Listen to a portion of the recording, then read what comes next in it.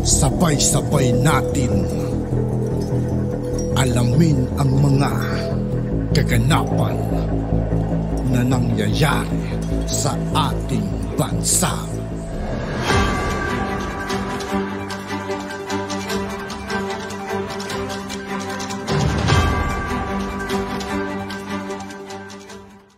Yo, what's up mga kaibigan? This is Aituki po again. Ngayon nandito naman ulit tayo sa channel ni Banat Kapanig TV. Dito naman ulit tayo magbibigay ng komento at reaksyon. Kaya samahan nyo guys. Let's go! Alam po ba ninyo kung ano lang ang punakala Duterte? Kung nakapaghanda ba? Kung may bagyong darating?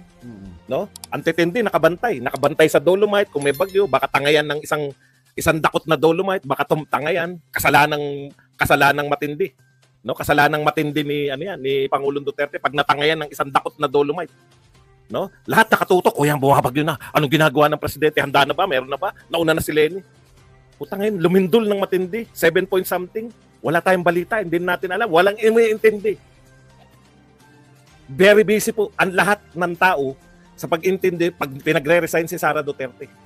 Very busy po ang Kongreso sa sangkatutak na pagpapapasok, sangkatutak na sunod-sunod ng mga deklara natin yung ICC ay very welcome. Kahit wala naman pong request ng ICC. Alam nyo, hiyang-hiya po ako bilang Pilipino. Nahihiya po ako dahil alam po ng buong mundo ng ICC ay inutil sa mga nagaganap na gera ngayon. No? Inutil ang ICC sa mga kaganapan. Wala po silang nagagawa dyan po sa mga atrocities ng war. Kung saan po sila, bakit po sila create ay para mapigilan po yung mga atrocities ng gera. Akala mo may ano talaga sa ICC na anytime na ito na kami, ICC. Wala pong balita sa ICC na gustong-gusto nilang pumasok sa Pilipinas. Ang ICC po ginagamit lang ninyo para yang Duterte. Nagulat ka, no? Akala mo Duterte at si Bato lang ang uusigin sa ICC. Ngayon kasama na Duterte, pati si BP Sara, tsaka si Bato, 3 na ngayon. Kakaiba talaga tong gobyerno na to. Tuwan-tuwa po kami. Sinuportahan po namin yan. Ang dami pong loyalist. Mga magulang ko, loyalist po yan. Hindi nyo pwedeng sabihin sa akin na hindi loyalist sa magulang ko. Ilocano po kami. Ang tatay ko po kamag-anak ng executive secretary ni dating Pangulong Marcos noong araw. No? Kaya, frustration. Ito lang ang hinintay. Alam po ba ninyo kung bakit yung mga matatandang loyalist gustong-gusto, di ba? 54 na ako pero bata pa ako kumpara sa mga magulang natin na totoong umabot sa mga Marcos. Real talk po. Inabutan natin yung Marcos pero very big sa atin eh. Kung ano yung inabutan natin yung Marcos yung panahon na katakot-takot na narally na neto mga dilawan. Alam niyo po ba kung bakit yung mga Marcos mag-ano po tayo i-real talk po natin. Hindi po sa tokes ninyo mga batang tauhan ngayon. Kayong mga batang tauhan, kayo pong mga vlogger na hindi po umabot kahit po sa panahon ni Cory. Pasensya na kayo pagsasabihan ko lang kayo, medyo may edad pa ako kaysa inyo. Kayong mga hindi talaga umabot, real talk po, yung mga matatanda na umabot sa matandang Marcos, nag-e-expect po sila ng trabaho ng yung na-miss nila noon na trabahong Marcos. Alam niyo ibig sabihin? Yung matapang, alam niya yung ginagawa niya, alam niya kung sino yung mga kalaban. Alam niyo po ba kung bakit nagka-leche-leche ang pamamahala ni Pangulong Marcos, yung matanda? Yan ang mga kalaban niya. Yung mga kalaban ni Duterte, yung mga tinatawag ni Duterte na oligarko. Yung mga kalaban ni Duterte, yung mga komunista. Yan din po ang kalaban ng matandang Marcos.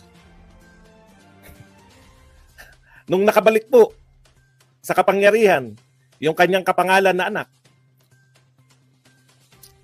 pinagmamalaki po ng pinsan. Nakapayapaan dito sa mga kalaban.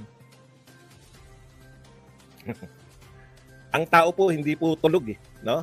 May nagmamalaki rito na loyalista dito sa Twitter. Basahin ko lang yung sinasabi niya.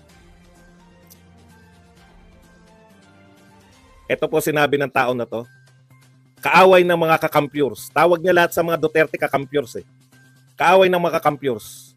Pinklawan, Marcos loyalist, PBBM, First Lady, House Speaker Romualdez, Congress. Jiske, bagong buhay na kayo, lahat kaaway nyo na. paano nyo ikakampanya si BP Inday niyan sa 2028. Ang nakakalimutan ninyo, tama yung sinabi mo. Ikaw na mismo umamin, no? Siya na mismo umamin. Itong loyalista na nagngangalang JC Punong Barangay. Alam niyo kung bakit JC Punong Barangay siya? Kasi may sikat na dilawan na JC Punong Bayan. Ngayon, magkakampi na sila. No? Magkakampi po na ang Pinklawan, Dilawan, Marcos Loyalist,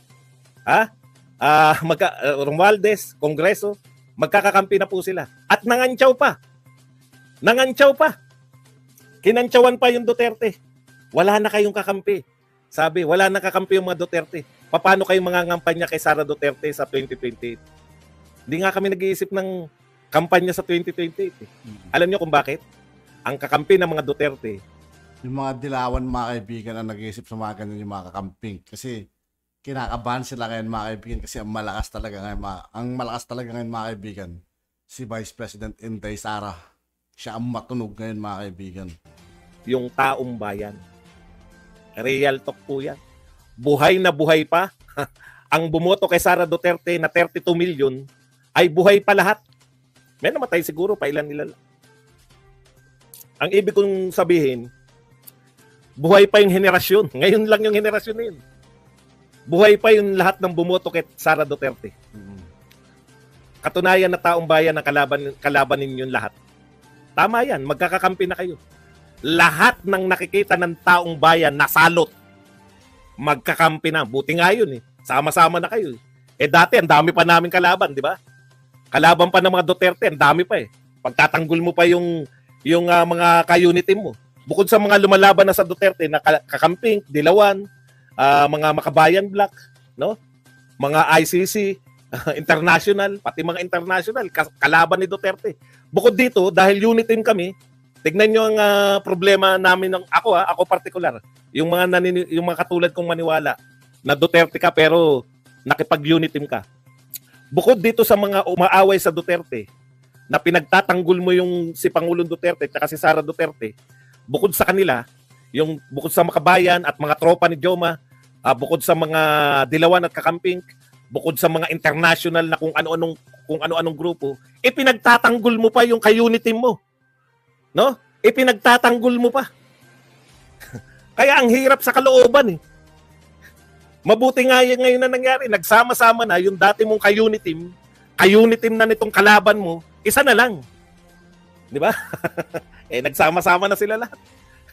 Wala ka nang pinagtatanggol. Ang pinagtatanggol mo na lang mga Duterte. Ang kalaban na lang natin, ang kakampi na lang pala ng mga Duterte ay taong bayan. At mas gusto kong kakampi ang taong bayan kaysa kung kaninong ipinagtatanggol mo pa. Noong panahon ni Duterte, ang mga puna lang kay Duterte, may bagyo na. Tulog pa ba si Duterte? Bagyo lang po pinag-uusapan natin. Bagyo lang po. Nasa ng Pangulo. Puta, nasa ng Pangulo. Ganun lang po sila noon. May bagyo, nasa ng Pangulo. Paparating ang bagyo, nasa ng Pangulo. Pero nagtatrabaho na po lahat ng tauhan ng Pangulo. Ang gusto lang nila makita yung Pangulo na nakahubad na ganyan at sinasalubong yung bagyo. Ang gusto lang nila tumulad yung Pangulo na lumulusong sa baha. Yun lang po yun. No? Dahil gusto nilang nakikipag-compete si Lenny, nakikipag-unahan. Wala namang ginagawa ron. Nambubuisit lang doon sa mga nagtatrabaho. Yun po, grabe po. Parang napapabayaan na naman ng Mindanao. May nabalitaan ba kayo? Balita lang, wala na po yung nagtrabaho. May nababalitaan po ba kayo na yung pagtugon doon sa mga nilindol sa Mindanao? O pagtugon doon sa bumbahan sa Marawi? Hindi ko po sinabi, no? Nagayahin. Sa bagay, wala na akong pakialam. Itsepuera na natin yan.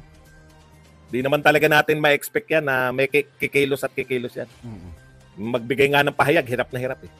Okay. Ang point ko lang dito, in comparison nung si Pangulong Duterte, mabubisit ka sa Twitter, ang gagaling po ng na-hire nila.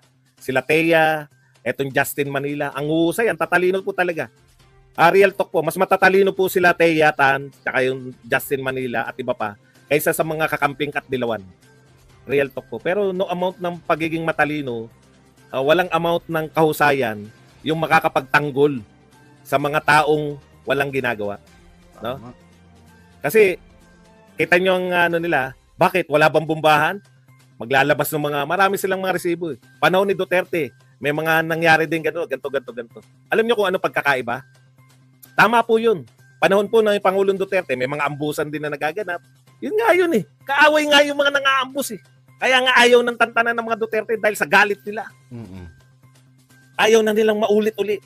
Pero ang pagkakaiba po, ngayon po nagbombahan, naroon na sa lamayan, kinagabihan si Duterte. Real talk po yan. Totoo yun. Naroon na sa lamayan, yung Pangulo dati ng Pilipinas. Inaalo na yung mga pamilya. May sakit nga eh. Hindi po yun yung sapin. Ang dami yung tauhan eh, di ba? Tama.